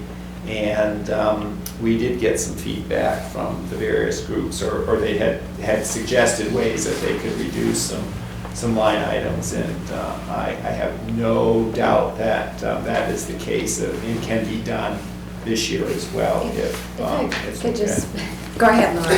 if you look at your general fund summary sheet that shows to the right where the increases came from, the whole general fund budget went up $588,000. We didn't talk about debt at all yet, but the debt service went up $206,000. So the rest of the departments, they only went up, you know, 300 and some thousand. And if you look how it's spread out, public safety 158, highways and streets 133. Those are contractual through health insurance and benefits and wages and that go up. So I don't know where you think they're going to cut. That's Well, only because in this year's budget, it's the debt that made it go up so much. But there is perhaps training, I know, or some things, I know they've added some things and hours in terms of overtime, et cetera. So, I mean, there is, I don't believe that in a budget this size that there's no reductions can be made. I'm Well, just saying that. I think too, maybe it just stresses the importance of figuring out more damn and our revenues. And I mean, it's twofold. It's not only expenses and spending, it's revenue. And that is one of the reasons why this committee has asked almost every department, if not every department, to look at their revenues. And I know they're not gonna like reel in the money that way either, but at least you're representing the taxpayer and trying to do your best to offset some of the expenses. So, so it is the dam and it is the spending, and so I know that we have bright people here that are trying to do the best that they can do on this. So I'm looking forward to the meeting on the 5th to hear what you have come up with. And it's just, I think, a general request, and I don't think I'm speaking out of tune here for all of the other committee members to request that they relook at everything, right? Absolutely. Okay, so Brian? And if I could. Sure. We hear you, we'll go back, we'll look at things, but I think it's really important to remember, to go back to what Lori had pointed out, that what we have proposed here this evening with our estimates, our general fund budget with the warrant articles that have a tax impact, that represents a $366,000 increase over the net amount that we raised last year, 4.2%. The items on overlay, war service credits, the use of the fund balance, trying to correct that, trying to get ourselves away from using the fund balance to reduce taxes. You know, that's that extra $770,000. I can't change that. And I can't tell you that, you know, to run the budget that you have, that I've already gone through and reduced what department heads have submitted. I've already worked with Lori to increase revenues the best that we can. And we ended up with a net impact over last year of $366,000. I mean, that's where we're at. And, you know, I don't want to sit here and argue this evening over what happened in '24, but I can assure you, absolutely, 100%, that there was not an explosion of expenditures. We didn't go out and spend newfound money. We spent what was approved at town meeting in March.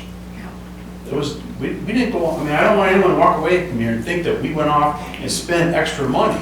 We are only allowed to spend what's approved in March. I think he was It's talking unfortunate prior. that we lost, Yeah. we directly lost on the town side $4 million of offsetting revenue. Total of 4 million, Total or just the $4 million. 600,000. That's why I kept asking, did you lose 4 million or did you lose 600,000? Because I'm trying to understand what that $3 and whatever cents it is in the tax rate. Was it all from the loss of revenue, or was it partially spending and? Our tax effort in '23 was, I'll just round the numbers, $4.1 million. In '24, our tax effort was $8.2 million, which was a difference of about 4.1. And I think, I'll have to double check, the loss of that pilot revenue was actually about 4 million.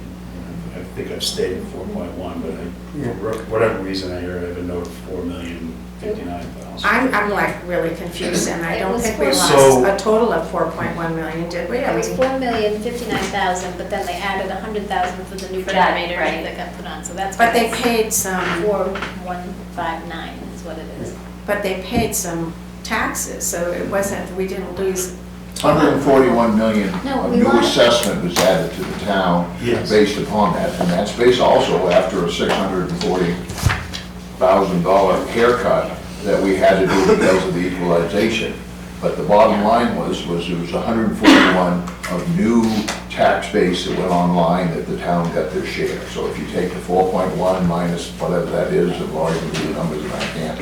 Yeah, and that's what I mean, that's what we lost, Yes. that's what we lost, Yeah. not 4.1 million. As a town, we did not lose 4.1 million. Yes. As a town, we lost roughly On the 600,000. town government side, we lost it. Yeah, Okay. but Just you say- gained it years ago when you didn't deserve it in the first place, so. Well, You lost it on the paper, that's why you're comparing numbers that Yeah. include a loss of 4.1 million, that's why it's not working and it Yeah, sounds but horrible. but the impact on the tax rate is a loss of 600 and some thousand dollars. Yeah, probably, yeah. let's put it this way, I believe in round numbers, Great River Hydro paid about $600,000 less Yeah. in property taxes in 2024. Then they get paid in a And they had paid Yeah. under the. Because it was a 52% evaluation. Well, yeah. That's a lot to do. When you had That was- to, that was the other you had to thing, yeah. equalize it, and then, you know, a pilot payment is totally different than taking their assessed value and throwing it into the pot, all of our value in this town, and then dividing it up between the county government, town, and school. And that's why I said, you really can't compare pilot revenue to assessed value. But But, at the end of the day, Great River paid $600,000 less in property. Exactly. but in my mind still, I know this is gonna sound like a broken record, and I've stated this before, but I'll state it once more time. I still do not understand how, when we made the lateral move to a pilot from a $171 million valuation, then once the pilot disappeared, we didn't just go back to the 171, which was the 171 at that time was the same as what my house is now, my business is now, whatever I have now. Why that didn't happen, I'm sure there's an argument for it, but I still don't know why that didn't happen. Because basically what we did a new valuation of the dam as of today, but we didn't value anybody else's property in Littleton. He's had enough. So I agree, and we, One last point, just for the dam has been sold 4 times. Everybody else's property is based upon sales except for them. It's time that we develop the sales. And let me give you an example why. It was sold in '98, we were able to ascertain what the transfer tax were, and that's the number we used. After that, it became a LLC, and they don't pay transfer tax. So it became much more opaque to try to figure out what Littleton's share was. So in 2005 it was sold, the 13 dams and don't call it a reservoir. That is a renewable resource, energy resource. That funds, that resource provides the stimulus for income for all 13 dams. Don't call it a reservoir because it isn't that. That qualifies for tax credits. But anyway, it sold in 2005 for $505 million. The town struggled to find out what the heck Littleton's share was under the new thing. Well, eventually an agreement, and it was not pretty or anything. The town agreed, and the dam agreed that it was worth $177 million, Littleton's share, or 35% of the sale price. Okay? Fast forward to 2024, it's sold for $2.25 billion. They're telling us that the value is the same as it was in 2005. It's baloney. okay, so this, thank you, Brian, because this transitions right into what I was going to ask next, that John Goodrich, right? I Yes. told you. So John wanted the board to speak to what is being done with the dam. What are we, has anything been decided? Or can you even give us a date of when something might be decided? I don't know if we have an actual date when things will be decided, but we do have a meeting scheduled with, I believe, one of the best utility attorneys in the state, a firm that has solid backup that specializes in utilities, not assessment, but. And who is that? law. So, the firm that we're talking to is Donnie Tucker, Gino. And they're out of So we're where? gonna be, From Portsmouth? they're out, I think they've got a couple different offices. Offices, okay. The person I'm talking to is Chris Bolt, and he's out of the Meredith office.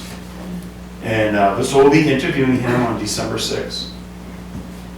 He was, I've spent about an hour on the phone with him.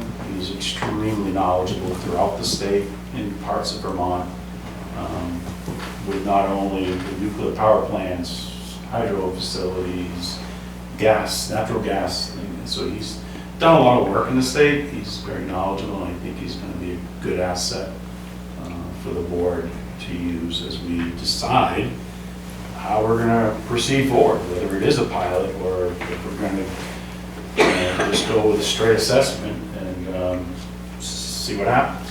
Is he only doing the utilities? Is that what you, or are you looking at someone for commercial and industrial as well? Well, Would he be in this that? is legal counsel. Okay, So, legal, okay. You know, this is not someone who's going to go out there and do the Appraising. appraisals. So, and then no decision's been made, but there's been some discussion about trying to get a second appraisal of the facility. Or at the very least, really taking the lead on our legal counsel, having a review of the appraisal that was done. So that's one part of it. I mean, we're putting everything onto Great River Hydro, but we also have a townwide assessment. So are we looking at KRT, or are we looking at putting it out for bid? What's happening there? Yeah, that decision's not been made. I probably, most likely, when I talk to the board about this, from what I've been advised, it's probably in the best interest of the town that you remain with your assessing firm to do your townwide update. And if you're thinking about just getting a good competitive price, make sure the price that we're, and the service we're receiving is good, that we put that out to bid for the actual work that we do on an annual basis leading up to your next revow. Or, as we've had discussion midstream, a statistical update. Yeah, and that I think, well, again, my little research, calling all the town offices, Monroe, who has a dam, Lebanon, Bellows Falls, they must do statistical revals every year because they try to keep everything at 100%. So again, I know that you're going to try to make a policy or make recommendations on what our what's it called, equalization ratio, where, how we address that each year, how we maintain that each year. So there's a lot on your plate, isn't there? One other thing we can throw into the equation is Littleton Hospital's pilot is up. So next year's. This year. And how are you going to start addressing that? I mean, are you going to wait till the end and? No, we gotta look into that now. Yeah. We gotta start looking into that. Yeah, Roger's right. We don't wanna get blindsided on that one too. Yeah, all right. Well, And there's another couple behind that. Yeah, there's a few hundred. okay, it is They're not, yeah, they're smaller, but still. 6:58, unless there's any other business before us, I'll entertain an adjournment. So moved. Okay. Happy Thanksgiving. Thanks to everyone. Yeah, I appreciate that. Family and friends. Thank you,